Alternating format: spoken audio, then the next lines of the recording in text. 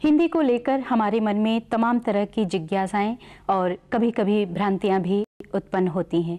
जैसे वर्तमान सदी की चुनौतियों का सामना करने के लिए हिंदी को किस तरह से वैज्ञानिक और तकनीकी परिवेश के साथ जोड़ा जाए, अंतर्राष्ट्रीय परिदृश्य में हिंदी की क्या स्थिति है, या फिर कभी-कभी उच्चारण संबंधी समस्याएं या दूसरी प्रांतीय भाषाओं के उत्थान में हिंदी का क्या योगदान रहा। इन तमाम तरह की जिज्ञासाओं के समाधान के लिए आज हमारे स्टूडियो में हैं doctor Ram Sudhar Singh, doctor Vidyottama Mishra, doctor Bratoti Chakraborty, doctor B Vishwanath, doctor Sanghamitra, doctor Aloka Chatterjee, doctor Suresh Bhriguvar, doctor Shishir Kumar Sinha, Kedar Singh Kushwaha, Suryakant Tripathi, Suresh Chandra Mishra, doctor Munnilal Vishwakarma, Merajuddin Khan, doctor Kailashnath Pathak, Ram Kumar Gaur, professor Srinivas Pandey और डॉक्टर रंगनाथ पाठक। विषय विशेषज्ञ के रूप में हमारे साथ हैं प्रख्यात मनीषी, हिंदी और संस्कृत के प्रकांड विद्वान पद्म भूषण पंडित विद्यानिवास मिश्र जी। तो आइए आज हम भी जुड़ते हैं इस हिंदी संदर्भित सभा से। हिंदी के राष्ट्रभाषा और राजभाषा को स्वरूप को लेकर अनेक प्रकार की शंकाएं जन सामान्य के बीच में रहती हैं। उन शंकाओं और उन जिज्ञासाओं को हम प्रश्नों के माध्यम से आदरणीय पंडित जी के सामने रखेंगे, जिनका समाधान पंडित जी द्वारा किया जाएगा। मैं प्रश्नों को आमंत्रित करते हुए सर्वप्रथम डॉक्टर विद्योत्मा मिश्र जी से प्रश्नों के लिए अनुरोध करता हूं। हमारा पहला यही प्रश्न है कि हिंदी हमारी राष्ट्रभाषा है और इसकी अवहेलना को लेकर के बहुत कुछ अंग्रेजी पर एक डाला जा रहा है कि अंग्रेजी के कारण इसकी अवहेलना हो रही है, लेकिन इसके पीछे जो एक अंधा मोह हमारा है वह कार्य कर रहा है। तो सबसे बड़ी बात है कि अगर विदेशी भाषा पूरक के रूप में आती है तब तो वो ग्राह्य है और एक शक्ति बनती है, लेकिन अगर हावी हो रही है तो इसमें हमारी अपनी कमजोरी है। तो उन बिंदुओं का हल जो है वो बहुत जरूरी है, जिससे वो पूरक ही बन करके रहे, हमारे ऊपर हावी न होने पाए। तो आप ठीक कहती हैं, लेकिन हिंदी में ये मोह है कहाँ? ऐसा मोह कहीं नहीं हिंदी में, ऐसी अंधमोहा शक्ति हिंदी में नहीं है। नहीं, हिंदी भाषियों के मन में है। हाँ, अंग्रेजी शिक्षा की भाषा हो, हाँ, फ्रेंच हो, स्पेनिश हो, इसमें कोई आपत्ति नहीं है, परंतु प्रभुता की भाषा अंग्रेजी हो, यह किसी भी स्वाधीन राष्ट्र को स्वीकार नहीं हो। जिसकी अपनी कोई भाषा हो, हाँ, उसके ऊपर कोई दूसरी भाषा दूसरे देश की हावी हो, प्रभुता के रूप में हावी हो, ठीक नहीं है। तो ऐसी कोई बात नहीं है कि अंग्रेजी से कोई विद्वेष है। अंग्रेजी की प्रभुता को नहीं हम सकते। हाँ, वही जो आ रही प्रभुता, ऐसी कोई स्थिति है ही नहीं। मैं ये पूछना चाहती हूँ, क्या बांग्ला भाषियों के लिए हिंदी जानने या पढ़ने लिखने के लिए कोई प्रामाणिक व्याकरण ग्रंथ या और शब्दकोश उपलब्ध है? और नहीं तो इस दिशा में हम क्या कर सकते हैं?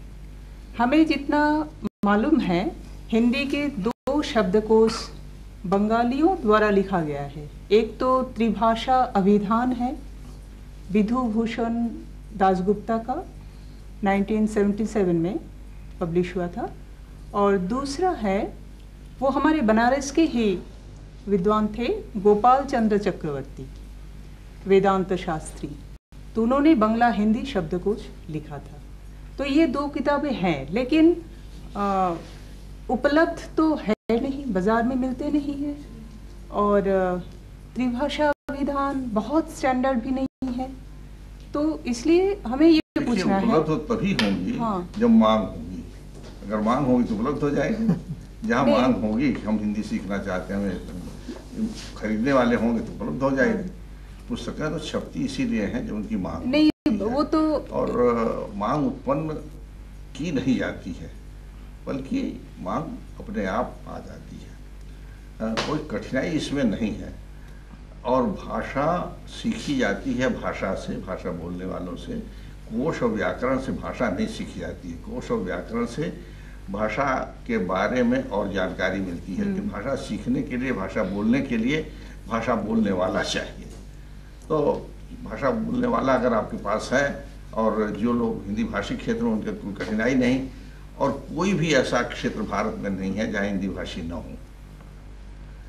रही बात, एक शंका होती है लोगों के मन में कि बांग्ला भाषा का स्थान हिंदी लेगी बंगाल में, ऐसी बात कदापि नहीं, क्योंकि हिंदी प्रभुता की भाषा का स्थान ले रही है।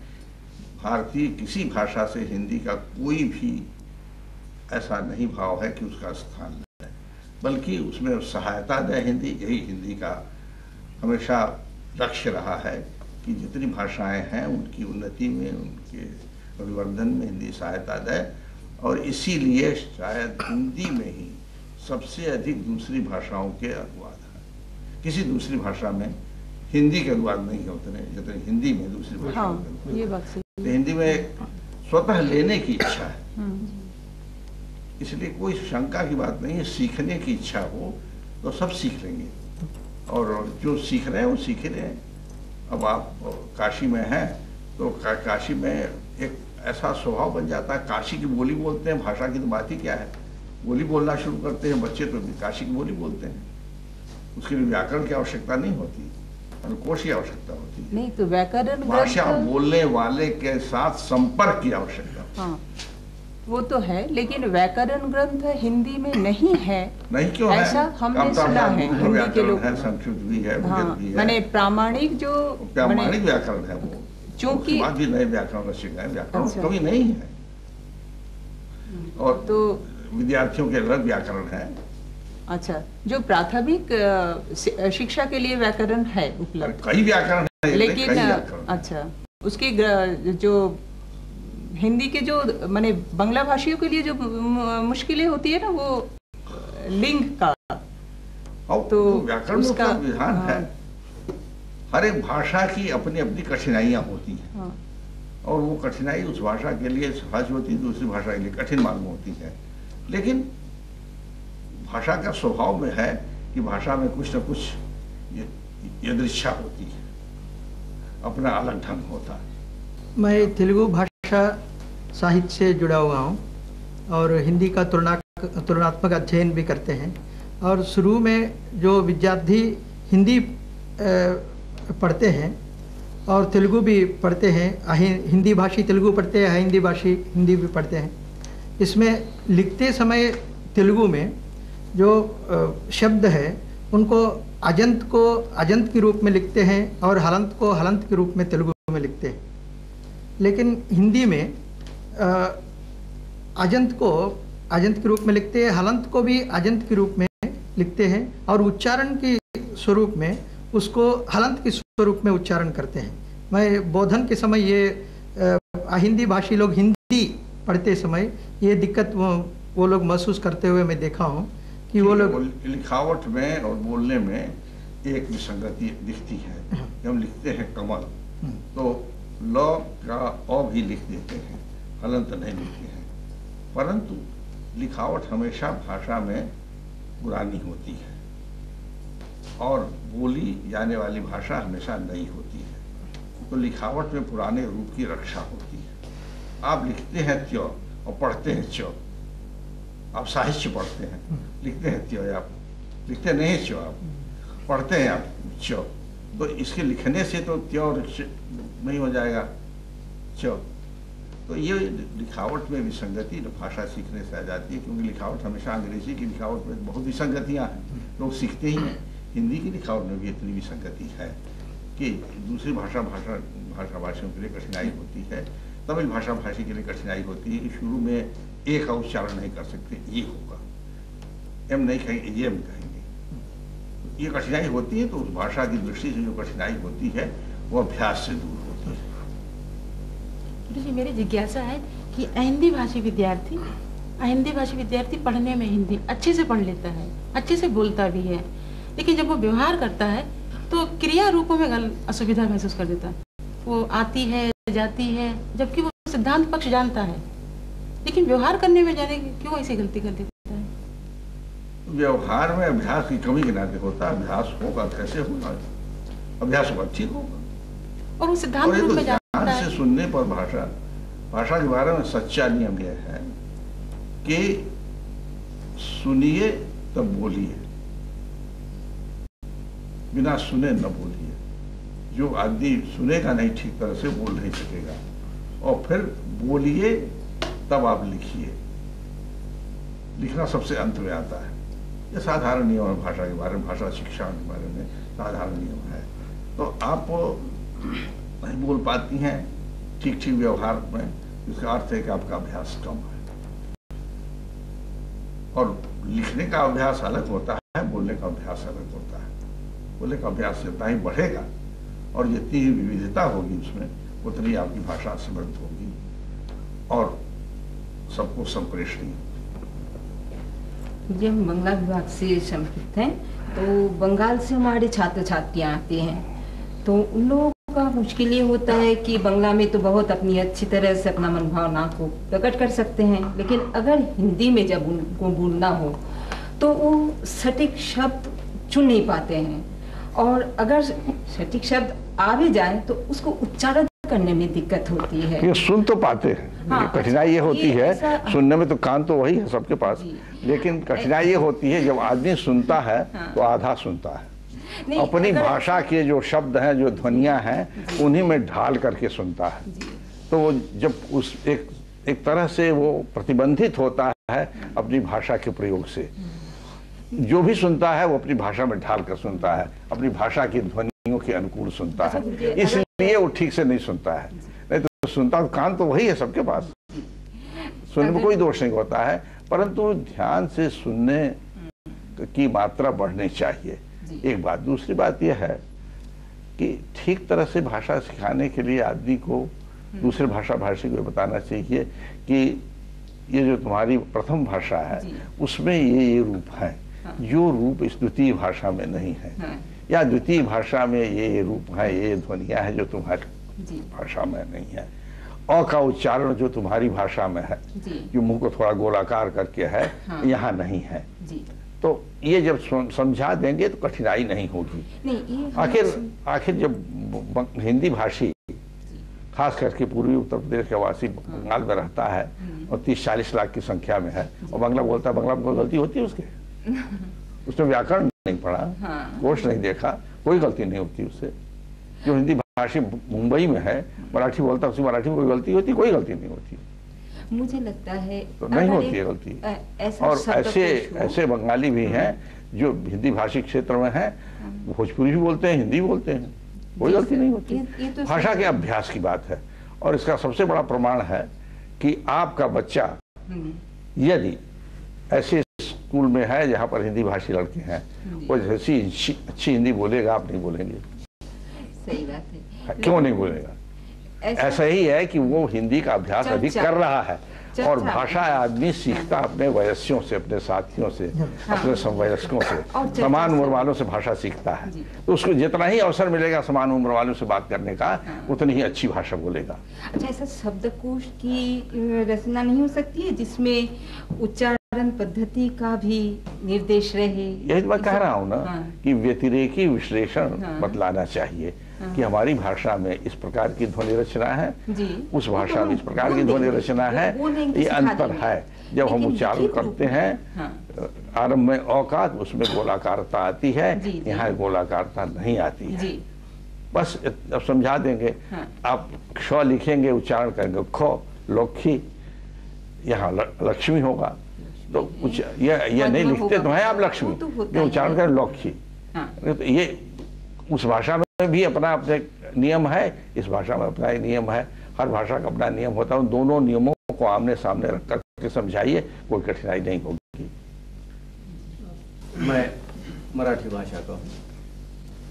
हिंदी यह राष्ट्रभाषा है, इसकी मान्यता महाराष्ट्र ने 50 वर्ष पहले ही हिंदी को राष्ट्रभाषा के रूप में मानकर हमारे स्कूल लेवल तक भी त्रिभाषा फार्मूला उसका कड़ाई से उसका पालन करके, अगर 10वीं परीक्षा लड़का पास होता है तो उसको 3 लैंग्वेजेस कंपलसरी रूप में पास होना अनिवार्य था। उसमें कंपलसरी मातृभाषा मराठी, कंपलसरी हिंदी और कंपलसरी इंग्लिश।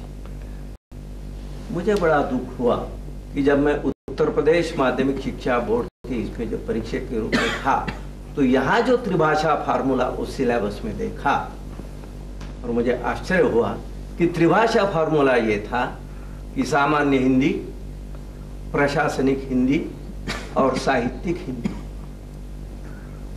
अगर हिंदी को सही अर्थ में अगर राष्ट्रभाषा मानना है, और सभी लोग मानते हैं, हिंदी भाषी भी मानते हैं, और आचार्य काका कालेलकर, आचार्य विनोबा भावे, सावरकर, इन्होंने भी शुरू से ही महाराष्ट्र में, हम तो बच्चे थे तभी मैंने हिंदी की परीक्षा उत्तीर्ण की। यहाँ मैं आने के बाद 25 साल यहाँ हुए हैं। यहाँ शुरू में एमए हिंदी के छात्रों को अन्य प्रादेशिक भाषाएं के रूप में एक पेपर है, अभी भी है।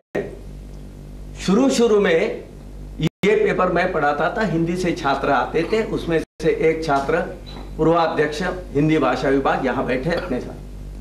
पिछले 10-15 साल से कोई भी छात्र नहीं आता। हम हिंदी भाषा को पहला स्थान देते हैं, मातृभाषा को बाद में।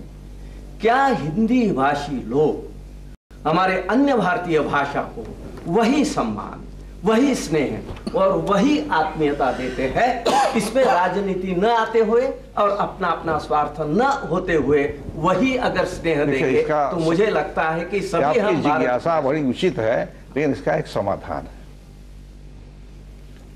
जो आवश्यकता हिंदी भाषी क्षेत्र में हिंदी की है, ठीक वही आवश्यकता हिंदी भाषी क्षेत्र में दूसरी भाषा की नहीं है, क्योंकि एक साथ 22 भाषाओं की आवश्यकता अगर हिंदी के ऊपर होगी तो हिंदी नहीं ठीक चल सकती, या कोई लड़का नहीं आगे बढ़ सकता।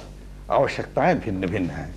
हाँ, होना ये चाहिए कि जो व्यक्ति महाराष्ट्र में सेवा करने जाता है, सेवा वर्ण करता है, उसको मराठी आनी चाहिए, मराठी में बोलना चाहिए, उसे मराठी में लिखना चाहिए।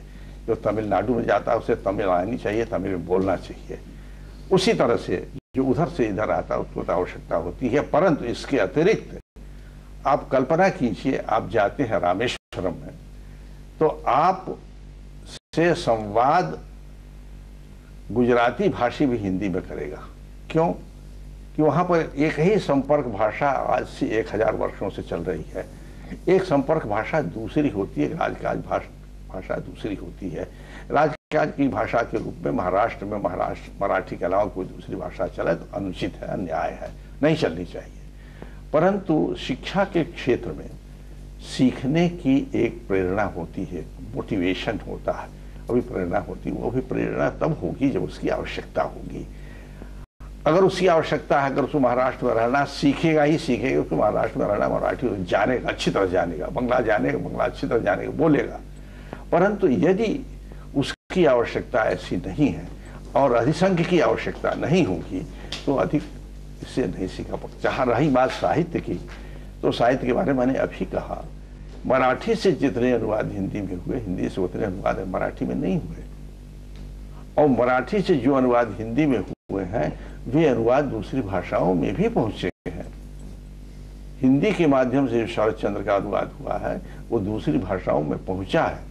और विमल मित्र ने मुझसे स्वयं कहा कि जितना लाभ उन्हें हिंदी अनुवाद से हुआ उतना बंगला से नहीं हुआ, क्योंकि हिंदी के द्वारा प्रसार अधिक होता है।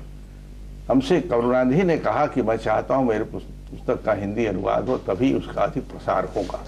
प्रसार की दृष्टि से लोग भी चाहते हैं और हिंदी भी चाहती है कि तमाम साहित्यों का रस हिंदी के माध्यम से भारत को मिले।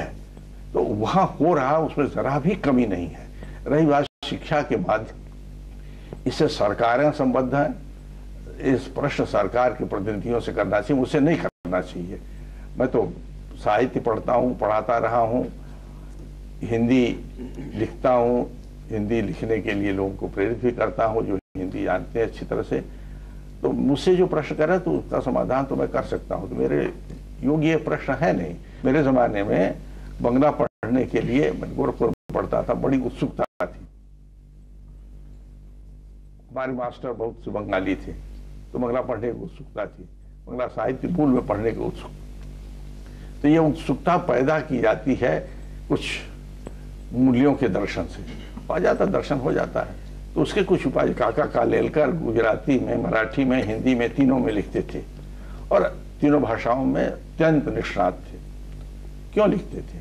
क्योंकि उनकी मांग तीनों भाषाओं में थी, उनको लोग तीनों भाषाओं में मानते थे। तो वैसी स्थिति आनी चाहिए। आप यहाँ पर मराठी अध्यापक हैं, आप हिंदी में कितना लिखते हैं? आपने मराठी से हिंदी में कितना अनुवाद किया? मैंने अनुवाद नहीं किया, मैं हिंदी में डायरेक्ट लिखा हूँ। नहीं, हिंदी में अगर अनुवाद करते आप तो आप हिंदी भाषी लड़के मराठी को अपने और इस संबंध में एक और जानकारी देना चाहूंगा कि उत्तर प्रदेश सरकार ने पूरे प्रदेश में 6 भारतीय भाषा केंद्रों की स्थापना की है। हाँ। जिसमें निःशुल्क सभी भारतीय भाषाओं के शिक्षण की व्यवस्था है और सभी के लिए। हाँ, ये तो सरकारें भी इस तरह का प्रयास कर रही हैं, इसके द्वारा एकीकृत करने का प्रयास कर रही हैं। अब आप बोलें। हाँ, मैं त्रिपुरा से आया हूँ। वहाँ तो राजभाषा है बांग्ला भाषा। वहाँ स्कूल कॉलेज में भी पढ़ाया जाता है।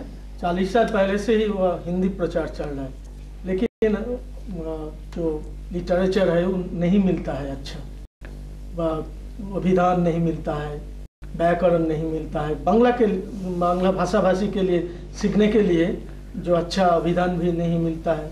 कोई प्रेमचंद के किताब पढ़े तो उसके जो आलोचना है उसका किताब भी नहीं मिलता। बांग्ला किताबें नहीं मिलती हैं? बांग्ला किताब मिलता है, हिंदी नहीं मिलती है। इसके लिए कोई उपाय है?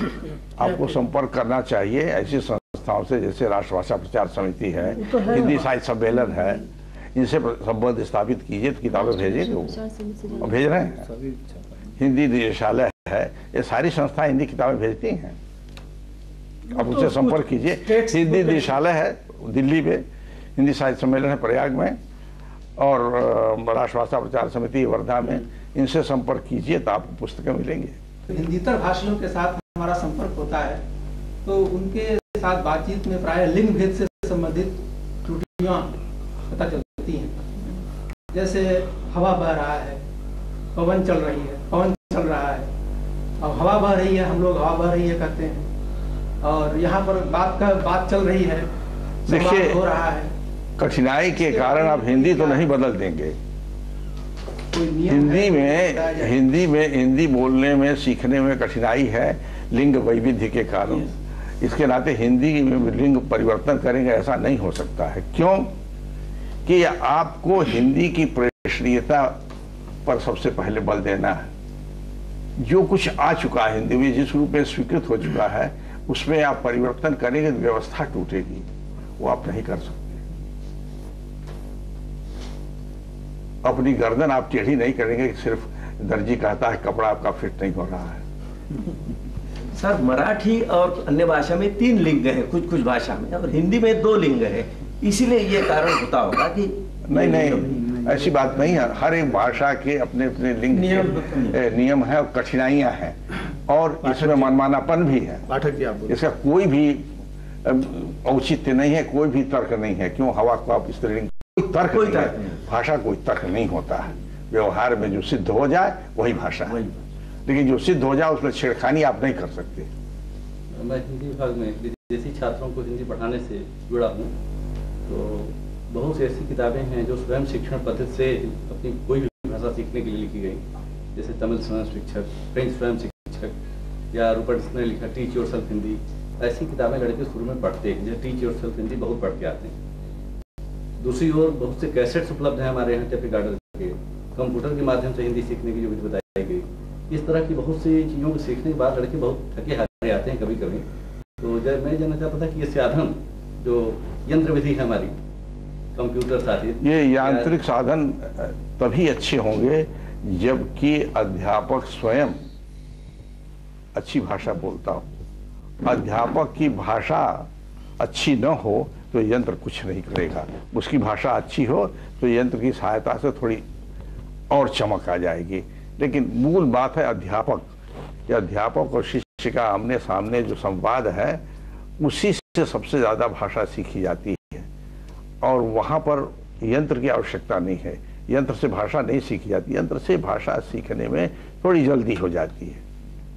इसमें ये चीज़ और पूछना चाह रहा था कि भाषा तो संस्कृत की वाहिका होती है या संस्कृत ही है, जैसा आप कहते हैं, तो यह संस्कृत के जो तत्व तो है, या तो हम कंप्यूटराइज माध्यमों से कदापि मैं समझता हूँ कि ये दोनों बातें हैं।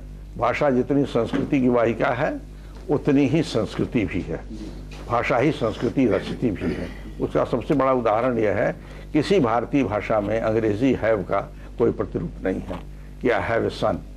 ऐसा इसका ठीक अनुवाद करना चाहें तो कर्तृवाच्य में कोई अनुवाद नहीं है किसी भाषा में। उसका कारण यह है, इस संस्कृति में ही नहीं ऐसी बात है कि हम प्रभुता की भाषा में बच्चे के बारे में बात करें। प्रभुता का ऐसा कोई प्रकल्प ही नहीं है हमारे यहाँ। इसलिए हम बात करते हैं, हमारे 3 बच्चे, हमारे 3 मकान हैं, हमको बुखार है। अंग्रेजी में आई हैव फीवर, मैंने जैसे फीवर के मालिक हूँ वो। आई हैव ए प्रॉब्लम, मैं समस्या के मालिक हूँ। तो मालिक तो नहीं है वो, लेकिन उनकी भाषा में स्वभाव है। हर भाषा की अपनी संस्कृति भी होती है, भाषा संस्कृति भी होती है, भाषा संस्कृति की वाहिका भी होती है। मैं श्रीनिवास पांडे, हिंदी विभाग, बनारस यूनिवर्सिटी संबंधित हूँ। हमारे यहाँ छात्रों में एक जिज्ञासा है कि आज का विज्ञान और तकनीक का युग है। इस वैज्ञानिक तकनीकी युग में हिंदी के माध्यम से रोजी रोटी की कौन कौन से क्षेत्र हैं, उसका कैसे समाधान हो सकता है, इस संदर्भ में हम कुछ जानना चाहते हैं। विज्ञान की तकनीकी की अपने आप में कोई भाषा नहीं है। उस कुछ प्रतीकों के माध्यम से अधिक सरल तरीके से समझाया जाता है। वे प्रतीक बहुत कुछ सार्वजनीन है, सार्वभौम है, परंतु प्रतीकों के बाहर भी भाषा होती है। क्रियापद होते हैं, संज्ञा शब्द होते हैं, उनको आप यथावत किसी दूसरी भाषा से, अंग्रेजी से जिसको मान समझते लेते हैं तो बोध में कठिनाई आती है। भाषा जब एकदम लद जाती है उद्धारों से तो भाषा संप्रेषित नहीं होती। उद्धार कुछ दूर तक तो चलता है, लेकिन जब ना ही चलता है इतना खप जाए, जब सिर के ऊपर हो जाता है उद्धार, तो उद्धार नहीं चलता और भाषा में बिल्कुल नहीं चलता। वो भाषा एकदम से अग्राही होने लगती है और हंसी का पात्र होने लगती है। इसीलिए इंग्लैंड में एलिजाबेथ प्रथम के समय में यह निर्णय हुआ कि इतना जो लदा हुआ है अंग्रेजी का शब्द भंडार, इसको सरल करो, और एक एक शब्द के लिए 5-5 पाउंड का दंड हुआ। तब अंग्रेजी भाषा कायदे की आई।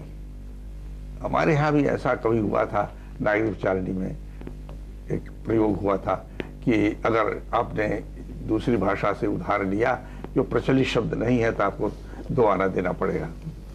शांति निकेतन में भी ऐसा। दूसरा जिज्ञासा कि अंतर्राष्ट्रीय संबंधों के संदर्भ में आपको व्यापक अनुभव है, तो हिंदी वो अपनी किस सीमा तक भूमिका का निर्वाह कर पा रही है अंतर्राष्ट्रीय सांस्कृतिक संदर्भ में? अंतर्राष्ट्रीय भाषा एक नहीं है।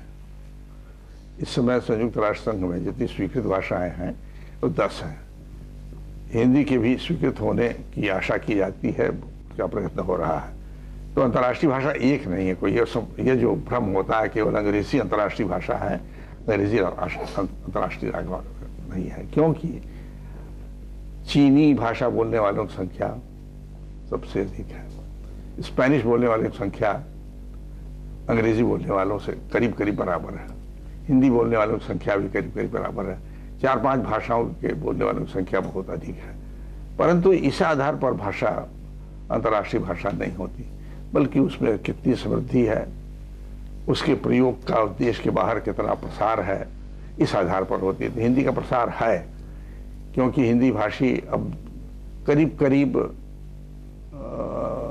2 करोड़ के भारत के बाहर हैं।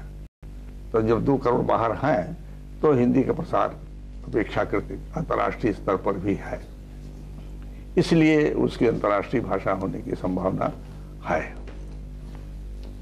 हिंदी हमारी राष्ट्रभाषा है, राजभाषा है तथा संपर्क भाषा के रूप में भी पूरे देश में उसको स्थान प्राप्त है। तो संपर्क भाषा के रूप में तो प्राय लोग समझ जाते हैं, लेकिन राष्ट्रभाषा और राजभाषा के रूप में इसका अंतर लोग नहीं समझते। जब हम लोग प्रचार प्रसार के लिए जाते हैं तो वो पूछते हैं कि राष्ट्रभाषा क्या है, राजभाषा। तो जो राजभाषा से जुड़े हैं वो लोग तो इसको समझते हैं, लेकिन और जो जनता के लोग हैं वो नहीं समझ पाते। तो मैं चाहूँगा कि कृपया इसका देखिए, जब कराची में कांग्रेस का अधिवेशन हुआ 1931 में शायद, तो सबसे पहले राष्ट्रभाषा के रूप में हिंदी स्वीकृत हुई, हिंदी हिंदुस्तानी स्वीकृत हुई, और कांग्रेस की भाषा उसी रूप में रही। और उसके बाद स्वाधीनता आंदोलन के 3 सूत्र थे, हिंदी भाषा, चरखा और स्वदेशी, ये 3 सूत्र थे। और इसीलिए जितने गांधी आश्रम दक्षिण भारत में गए उसमें हिंदी अध्यापक भी गए। वो खादी भंडार का भी काम करते थे, हिंदी अध्यापन का भी काम करते थे। इसके माध्यम से हिंदी का प्रचार हुआ। उस समय कल्पना राजभाषा की नहीं थी, हमारा राज्य नहीं था। एक राष्ट्र की परिकल्पना की गई, उसके लिए लड़ाई लड़ी गई, स्वाधीन हुए, राष्ट्रभाषा की कल्पना थी। जब हमारा संविधान बना तो ये हुआ कि राजकाज की भाषा में चले, तब ये निर्णय हुआ कि राजकाज हिंदी भाषा के माध्यम से चले, केवल केंद्रीय राजकाज और राज्यों का राजकाज उन भाषाओं में चले। पहले यह निर्णय नहीं था, अंग्रेजी में सारा ही व्यवहार था। तो ये जो निर्णय हुआ वो निर्णय राष्ट्रभाषा के एक मान्यता प्राप्त रूप होने के कारण हुआ।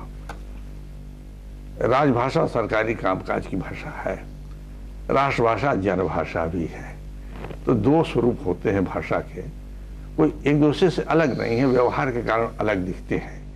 एक भाषा वो है जिस माध्यम से अनपढ़ आदमी भी दूसरे क्षेत्र में जाता है तो दूसरे आदमी से बोलने के लिए कोई भाषा की आवश्यकता समझता है, किसी भाषा की आवश्यकता समझता है। वो भाषा हिंदी ही 1000 वर्ष से रही। व्यापारियों की भाषा हिंदी रही, हुंडियाँ हिंदी में थी, तीर्थयात्रियों की भाषा हिंदी रही, पंडों की भाषा हिंदी रही। इस रूप में वह एक व्यवहार की भाषा थी, पूरे राष्ट्र में स्वीकृत थी। कि एक आम धारणा है कि हिंदी के व्यापक प्रचार प्रसार में इसकी गूढ़ता और क्लिष्टता बड़ी हद तक आड़े आती रही है, और मेरे ख्याल से भारत की जनभाषा संपूर्ण रूप से जनभाषा बन पाने में ये भी एक मेरा प्रश्न आपसे ये है कि हमें हिंदी भाषा के दरवाजे को दूसरी भाषाओं के शब्दों के निर्बाध आगमन के लिए किस हद तक खोल देना चाहिए? कोई खोलता नहीं भैया, अपने आप शब्द आते हैं, कोई खोल करके बुलाता नहीं शब्दों को। एक भाषा भाषी दूसरे भाषा भाषी के घनिष्ठ संपर्क में आता है, कुछ उससे शब्द लेता है, शब्द देता है, और इस तरह से भाषा में शब्द आते रहते हैं। भाषा में जानबूझ करके कोई शब्द नहीं लिया जाता, प्रयत्नपूर्वक कोई शब्द नहीं लिया जाता, आ जाते हैं। स्टेशन शब्द आ गया, और हमारे शब्द बहुत सारे उनके पास आ गए। अंग्रेजी डिक्शनरी में आप कम से कम हजारों शब्द पा जाएंगे जो नए नए शब्द आ गए हैं, जो भारतीय भाषाओं के हैं। चावल के लिए जो शब्द है वो तमिल भाषा से गया है, ऐसे बहुत सारे शब्द आ गए हैं। सुपारी के लिए शब्द तमिल भाषा से गया है। ऐसे बहुत सारे शब्द हमारी भाषा में पुर्तगीज से आए, फ्रेंच से आए। जो लोग आए उनके संपर्क में हम रहे, खास करके वे शब्द जिनका क्षेत्र, व्यवहार क्षेत्र हमारे लिए अपरिचित था, नया था, वहाँ वे शब्द आ गए, उन क्षेत्रों के साथ वे शब्द आ गए। ऐसा होता है, दरवाजा नहीं खोला जाता, हर भाषा के दरवाजे खुले रहते हैं। श्रीमान जी, हिंदी में लेखन, समाचार पत्रों, यहाँ तक कि दूरदर्शन में श्रृंखला और श्रृंगार शब्दों में र और री दोनों का प्रयोग कर दिया जाता है तालव्य विषय में। इस भूल को कैसे सुधारा जा सकता है? कैसे? एक मिनट में सुधार दिया जाएगा। आप कहिए कंप्यूटर में ऐसा नहीं है, श्र है और श्री नहीं है, तो आप श के नीचे रिकार लगाइए, हो जाएगा। लेकिन कंप्यूटर को ही आदेश दीजिए, प्रेस को ही आदेश दीजिए, श लिखिए, श में रिकार की मात्रा रही, श्रृंगार हो जाएगा। ये भूल बहुत पाई जाती है। नहीं, ऐसा सुधार देते हैं, प्रूफ में सुधार दें तो हो जाएगा। वो कहेंगे हमारे पास श्र है, हमारे पास ऐसा आधा श नहीं है। तो जब नहीं है, जैसे हाँ देखिए इन्होंने कहा आप श लिख कर दीजिए, और ये गलत है ऊपर वाला। हाँ, वही त्रुटि जो है ऊपर वाला गलत, आप क्यों उसको देते हैं? आप एक स्ट्रोक में सुधार दीजिए। समाचार पत्रों में समाचार पत्रों में जो छप के आ रहा है, समाचार पत्रों बहुत सी बातें ऐसी होती हैं जिनके बारे में आप कुछ कह ही नहीं सकते, क्योंकि वहां पर ऐसे अनपढ़ लोग बैठ गए हैं कि वो सुधारेंगे ही नहीं, कहे नहीं ये चलता है, और चलता है तो चलता कोई जवाब ही नहीं है। भाषा में चलता से नहीं चलता है, बल्कि जो सर्वमान्य होता है, जो मानक होता है, उससे चलता है। 100 में तो नहीं जुड़ेगा, जुड़ेगा तो 100 में, तो 100 में जब जुड़ेगा तो ऐसा भी हो सकता है विधान उसका। तकनीकी क्षेत्र से जुड़ा होने के कारण मैं तकनीकी लेखन भी करता हूँ। उसमें एक कठिनाई ये आती है कि मान लीजिए हम हिंदी का कोई शब्द लिखें, जैसे एम्पलीफायर है, उसका प्रवर्धक है, तो अगर वो चाहते हैं कि आप एम्पलीफायर ही लिखें तो हम समझ पाएंगे, और प्रवर्धक लिखें तो नहीं समझ पाएंगे, मगर उसमें एम्पलीफायर, एम्पलीफिकेशन, एम्पलीफाइंग, ये सब शब्द बनाना, हिंदी में लिखना कठिन हो जाता है। तो ये एक कठिनाई आती है कि जब हम मूल शब्द लिखते हैं जहाँ सरल है, उसको प्रवर्धक, प्रवर्धन ऐसे करके, वो उसमें कहते हैं कि हम नहीं समझ पा रहे हैं। और जो अगर चलता शब्द चला है, देखिए तकनीकी भाषा के 2 अंश होते हैं। एक तो होता है कुछ ऐसे तकनीकी नाम, धातुओं के नाम, वनस्पतियों के नाम, कुछ तकनीकी नाम होते हैं। एक अंश होता है जिसमें क्रियापद और संज्ञापद होते हैं, स्वीकार करना, बढ़ाना, घटाना। उसके लिए जब आप एकदम से ये होना चाहते हैं कि नहीं, इसके प्रवर्धन, संवर्धन, अतिवर्धन, उपवर्धन, अनुवर्धन करना चाहते हैं, तो उसकी आवश्यकता नहीं है। ये गलत ही हुआ, क्योंकि इसके लिए तो हमारे पास हिंदी में तमाम मुहावरे मौजूद हैं। उन मुहावरों से काम लें तो काम चल जाएगा। दूसरी बात, तकनीकी भाषा में कौन आदमी सोचता है कि एक तकनीकी भाषा बढ़ई गढ़ रहा है, लोहार गढ़ रहा है, मिस्त्री गढ़ रहा है, जो कि बहुत कम पढ़ा लिखा हुआ है, लेकिन जाइए उसके पास तो देखिए सारे मशीनों के नाम उसके पास मौजूद हैं, मशीनों की क्रियाओं के नाम उसके पास मौजूद हैं। उनके पास क्यों नहीं जाते आप? जाइए, तो उन्हीं के लिए वो भाषा है। आखिर तकनीकी उन्हीं के लिए है, उन्हीं तक तकनीकी जाएगी, और उनकी भाषा आप ग्रहण ही नहीं करते। आप एक शब्दकोश की भाषा ग्रहण करते हैं। शब्दकोश से भाषा नहीं चलती, भाषा व्यवहार से चलती है। भाषा वाक्य होती, भाषा शब्द नहीं होती। मेरा नाम सूर्यकांत त्रिपाठी है। दक्षिण भारत के भ्रमण करते समय हमने ये पाया कि जो वहाँ कस्बे और ग्रामीण क्षेत्र हैं, वहाँ संपर्क भाषा के नाम पर हिंदी भी नहीं है, तमिल हो सकती है वहाँ की भाषा, या कर्नाटक में है तो कन्नड़ है। तो जो लोग इधर से जा रहे हैं उत्तर भारत से, उनके लिए वहाँ क्या संपर्क भाषा हो सकती है, क्या होनी चाहिए? कि जो लोग यहाँ जा रहे हैं, वहाँ बस रहे हैं, वहाँ काम कर रहे हैं, उनका एक कर्तव्य है कि कन्नड़ सीखें, तमिल सीखें। परंतु जो लोग यहाँ यात्रा के लिए जा रहे हैं, तो आप सोचिए आप स्पेन में जाएंगे, तो आप उनसे आशा करेंगे आप हिंदी बोले, वो बोलेंगे तो स्पेनिश बोलेंगे। आपको कोई व्यवस्था करनी पड़ेगी, कहीं से कोई अनुवादक सीख तो भाषा से पकड़ना होगा जो आपकी बात उनको समझा सके, उनकी बात आपको समझा सके, तो ये तो करना ही पड़ेगा। महोदय, ये जैसे हम लिखते हैं संबंध, पूरा स, आधा म, ब, आधा न, आधा, इसको क्या हिंदी से हम लिख सकते हैं क्या? ऐसा है, इसके बारे में एक नियम है, जहां म और न दोनों अलग होते हैं। जैसे सम्मत, सन्मत, सन्मति और सम्मति 2 शब्द है ना, अगर दोनों के लिए आप अनुस्वार दे देंगे तो भ्रम पैदा होगा ना। सम्मति और सन्मति, भ्रम पैदा होगा ना कि आप केवल अनुस्वार दें तो क्या पढ़ें, सम्मत पढ़ें, सन्मत पढ़ें। तो क्योंकि म और न में भेद है स्पष्ट, इसलिए म न लिखना पड़ेगा। लेकिन किसके पहले लिखना पड़ेगा? म लिखना पड़ेगा, प फ ब भ म के पहले लिखना पड़ेगा, न लिखना पड़ेगा तो ध के पहले लिखना पड़ेगा, और शेष जगह आप अनुस्वार से काम चला सकते हैं। लेकिन म न के स्थान पर अनुस्वार नहीं चलेगा। सम्यक लिखना है आपको, तो म को जब अनुस्वार दे दीजिए तो क्या होगा, उसका उच्चारण क्या होगा? सम्यक तो नहीं पढ़ा जाएगा। है आप समन्यास लिखना है तो वहां तो म चल जाएगा, क्योंकि वहां म है, अनुस्वार है। लेकिन न्यास में आप अगर न के लिए अनुस्वार देंगे तो काम नहीं चलेगा। इसीलिए कुछ नियम बनाना पड़ता है। इनके पहले हम न म लिखेंगे, न य ण के लिए ठीक है आप अनुस्वार का प्रयोग करें। अंत में एक प्रश्न मैं भी रखना चाहता हूँ। यहाँ पर विभिन्न भारतीय भाषाओं के विद्वान थे, इसलिए हिंदी की विभिन्न भारतीय भाषाओं के संदर्भ में ही प्रश्न आए हैं। जैसा हमारे यहाँ महापुरुषों ने कहा भी है कि हिंदी की होड़ प्रांतीय भाषाओं से नहीं बल्कि अंग्रेजी से है।